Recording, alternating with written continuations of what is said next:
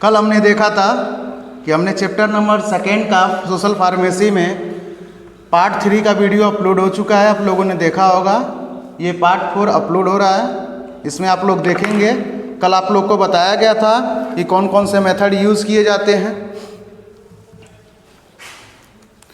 Contraception के लिए कौन कौन से मेथड यूज़ किए जाते हैं, कॉन्ट्रासेप्टिव के कौन कौन से मेथड होते हैं, जिसमें आपको बताया गया था कि पहला जो होते हैं वो नेचुरल मेथड होते हैं, दूसरा केमिकल मेथड होते हैं, तीसरा जो होते हैं मैकेनिकल मेथड होते हैं जिनको बैरियर मेथड भी बोला जाता है, चौथा आपका हार्मोनल कॉन्ट्रासेप्टिव हो गए, और पांचवा जो होते हैं टर्मिनल मेथड होते हैं। इन सब चीज़ों में आप लोग को सब कुछ बता दिया गया था क्या क्या होते हैं। अब उसको बाकी हम लोग डिटेल में पढ़ेंगे। तो आज स्टार्ट करते हैं social pharmacy video number part chapter number 2 का हम लोग पढ़ रहे हैं। इसमें हम लोग फैमिली प्लानिंग के बारे में पढ़ रहे हैं। तो आगे हम लोग कंटिन्यू करते हैं, इसमें देखेंगे कि आगे क्या क्या हम लोग को कवर करना है। तो स्टार्ट करते हैं हम लोग लेक्चर को। नेचुरल मेथड को एक्सप्लेन करेंगे तो इसमें देखेंगे कि नेचुरल मेथड में क्या क्या होता है। तो स्टार्ट करते हैं। सेफ पीरियड और कैलेंडर मेथड इसमें है,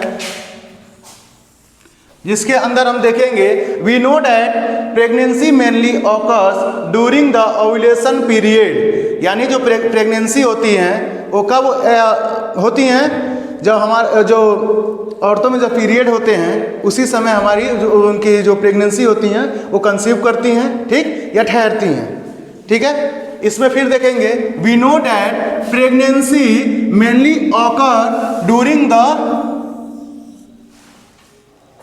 ovulatory, okay,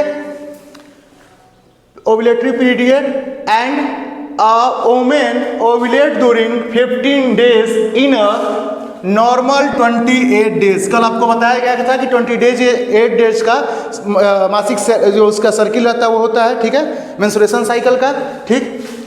Ideally, according to this method, sexually intercourse must be avoided during 10 to 18 days। कल हम इसको एक्सप्लेन करके आप लोगों को बताए थे, ठीक, कि हमें सेक्सुअली अवॉइड करना चाहिए, ठीक, पीरियड के 10 से और 18 डेज के बीच में। क्या होता है, जो एग होते हैं वो पूरी तरह से जो एग रहते हैं वो बन चुके रहते हैं, फर्टिलाइज हो चुके रहते हैं, फ्यूजन के लिए वो तैयार रहते हैं, ठीक। तो उस समय अगर स्पर्म अगर अंदर जा रहा है तो वो क्या करेगा, प्रेगनेंसी को कंसीव कर लेगा, ठीक है, फर्टिलाइजेशन शुरू हो जाएगा।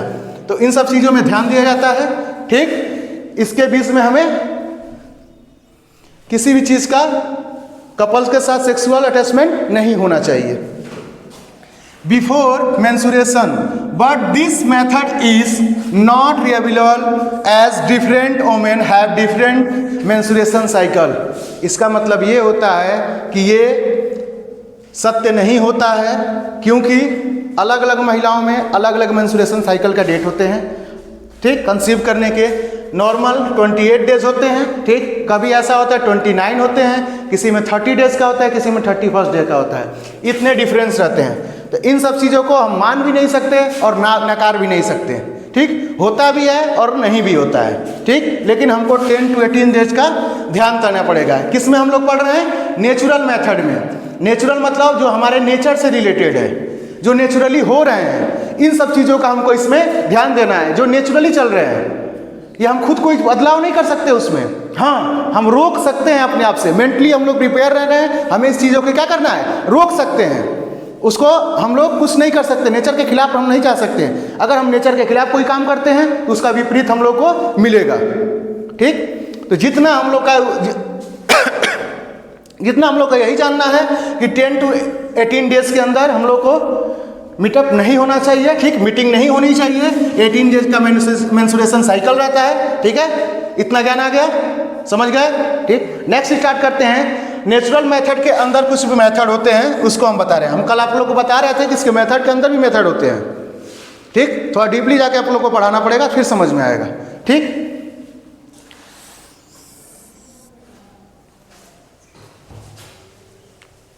एब्स्टिनेंस मेथड होते हैं। इसमें क्या होते हैं, in this method no sexually intercourse is done at all, but this method lead to mental breakdown or stress, unhealthy sex life।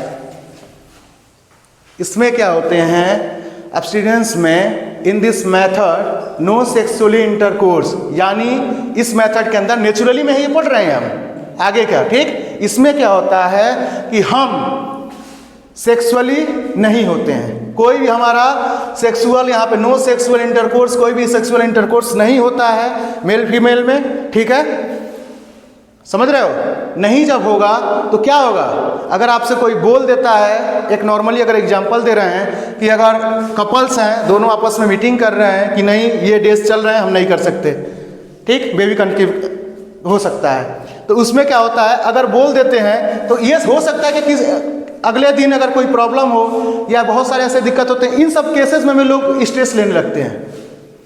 कभी बेबी होता है, कभी किसी का नहीं होता है, इन सब चीज़ों में भी स्ट्रेस लेने लगते हैं। अगर किसी को मना भी करते हैं हम सेक्सुअली के लिए तो भी स्ट्रेस लोग लेने लगते हैं। बहुत सारे ऐसे लोग होते हैं मेंटली, इसी सब चीज़ों पर तो होता है। नेचुरली अगर है तो उसमें मेंटली भी आ ही रहा है, ठीक। लोग नहीं संभाल पाते हैं, नहीं कंट्रोल करेंगे, तो जब नहीं कंट्रोल करेंगे तो फिर वही होगा, बेबी कंसीव कर जाएगा, फिर अनवांटेड किड के लिए दौड़ेंगे, वही तो है अनडिजायरेबल, हमें नहीं चाहिए, वो मिलेगा, ठीक। इसमें भी क्या होता है, लोग क्या करते हैं, मेंटली डिस्टर्ब हो जाते हैं, स्ट्रेस लेने लगते हैं, और स्ट्रेस की वजह से उनका अनहेल्दी सेक्स लाइफ हो जाता है, कुछ कर नहीं पाते, ठीक। ओके, इतना समझ में आया, ठीक है। नेक्स्ट वन देखेंगे, क्वाइटस इंटरप्शन, ठीक। क्वाइटस इंटरप्शन मतलब क्रिएट कर लेना, ठीक, क्रिएट कर लेना, बाहर इंजेक्ट कर देना, ठीक। इसमें क्या होता है, this method state that during the sexual intercourse male withdrawal the penis from the vagina just before the, ठीक। इसमें क्या होता है, this method state that the sexual intercourse with male withdrawal the penis from the vagina just before the ejaculation, ठीक। Ejaculation का मतलब होता है जो स्पर्म हमारा बाहर आते हैं, इसके बारे में यहाँ पे बोला गया है। स्पर्म आउटथ्रो जब होते हैं,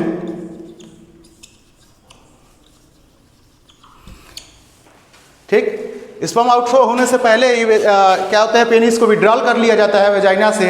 इसमें क्या होती है, प्रेगनेंसी कंसिस्ट नहीं करती हैं, ठीक है, प्रेगनेंसी जो होती है वो नहीं ठहरती हैं। जब स्पर्म अंदर जाएगा वेजाइना के तभी तो ये करेगा, कंसीव करेगा। वेजाइना के अंदर पुट ही नहीं होता है, पेनिस पहले विड्रॉल कर लेता है, तो उसमें नहीं हो पाता है, ठीक। दूसरा देखेंगे, इसका वेसल टेम्परेचर के बारे में पूछा गया। वेसल बॉडी टेम्परेचर क्या होते हैं, जब पीरियड जब आते हैं, जब एक फर्टिलाइज होने लगते हैं, उस समय क्या होती हैं, लड़कियों में, वुमेन्स में क्या होता है, बॉडी टेम्परेचर इंक्रीज जाती है। लोग बोलते हैं बुखार हुआ है, ठीक, वो बुखार नहीं हुआ रहता है, बॉडी टेम्परेचर उसके वजह से इंक्रीज हो जाती है ऑटोमेटिकली।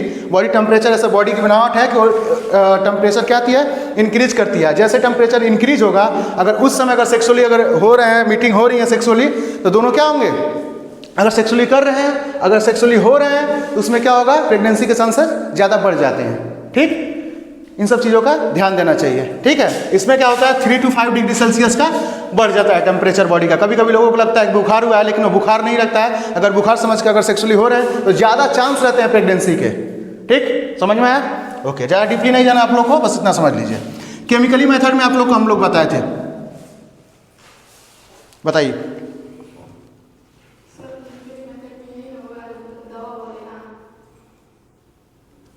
क्या।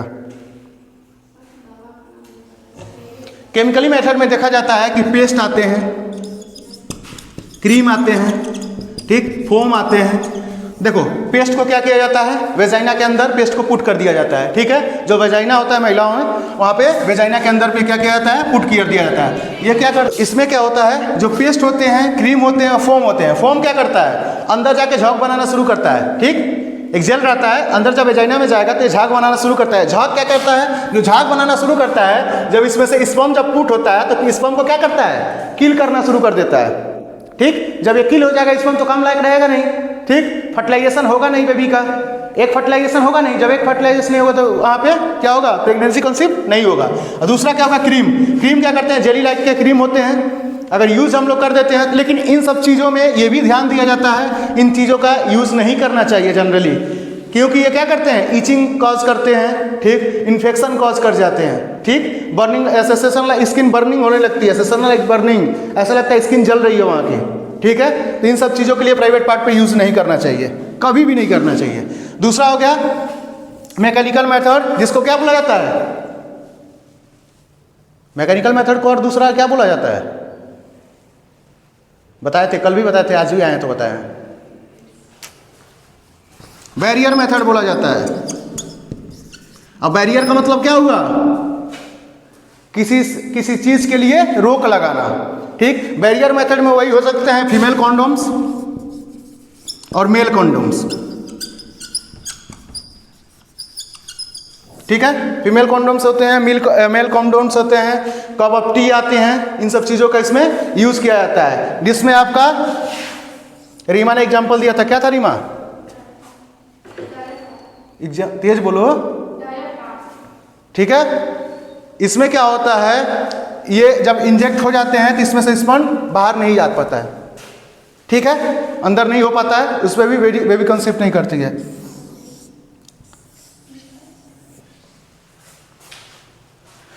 इंट्रायूटेराइन डिवाइस वेजाइना में ये पुट किया जाता है, जिसके वजह से क्या होते हैं, फ्यूजन नहीं हो पाते हैं, उसमें बताया गया था। कॉपर टी के बारे में उस कल हम बताए थे, क्या होता है, वेजाइनल होते हैं, इसमें जब वेजाइना में हम लोग पुट करते हैं तो ये एक इधर और एक ऊपर जा करके इसको टी के शेप में रहते हैं ना, ये ऐसे शेप में रहते हैं। जब यहाँ से एक फर्टिलाइज होने लगते हैं, जब तीनों साइड से आकर के जब 18 डेज जब कंप्लीट होते हैं तो मेंस्ट्रुएशन साइकिल शुरू हो जाते हैं, यहाँ से ठीक आ जाते हैं। उसके बाद से क्या होता है, ये उन्हीं चीज़ों को फ्यूज होने से रोकता है। अगर ये टी यहाँ पे लग गया है, ठीक, ये टी है, इधर से एक बनना शुरू हो जाएंगे, फिर इधर से भी एक बनना शुरू हो जाएंगे, ये आपस में फ्यूज ही नहीं करने देगा उसको, ठीक, फ्यूज करने नहीं देगा। अगर फ्यूज हो भी गया तो स्पर्म जाने से क्या करेगा, रोक देगा। अगर रोक देगा वो तो दोनों साइड स्पर्म नहीं जाएगा, जब दोनों साइड स्पर्म नहीं जाएगा तो एक का फर्टिलाइजेशन नहीं होगा, जब नहीं होगा तो बेबी कंसीव नहीं कर पाएगा, ठीक है। ये सारे मेथड आपको हम नॉर्मली बता दिए हैं, ज़्यादा डीपली जाने की जरूरत नहीं, हम सोचे थे डीपली पढ़ा देंगे, लेकिन डीपली जाने से कोई फायदा है नहीं। कोई दिक्कत तो नहीं है इसमें, दिक्कत होगी तो पूछ लेना।